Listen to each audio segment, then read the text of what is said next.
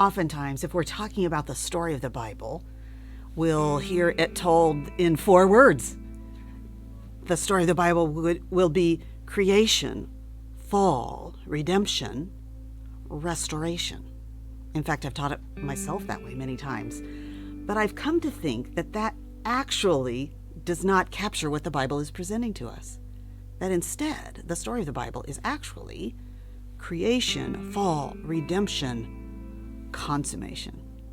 Because you see, what the Bible presents to us is this story of God's original creation of Eden and Adam and Eve, and this promise of glory and consummation that would have been Adam and Eve's and all of their offspring had they obeyed.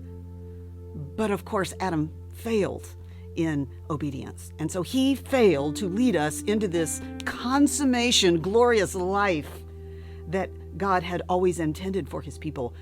And this is why we are so grateful that God sent the second Adam, because he will not fail to lead us into this glorious life, this consummate life that he intended. And so in the book, Even Better Than Eden, we look at 9 themes in the story of the Bible that demonstrate this over and over again. Garden wilderness. And we look at it through here. Here's the garden as it was created, and here was the impact of the fall.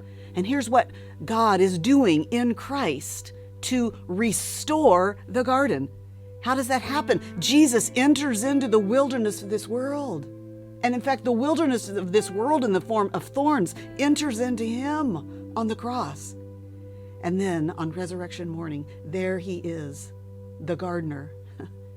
It's the dawn of the new creation. The new creation is beginning its work in all who put their faith in him, even now. And his intention is to restore the wilderness of this world and to turn it back into a glorious garden, a garden that's going to be even better than the original Eden.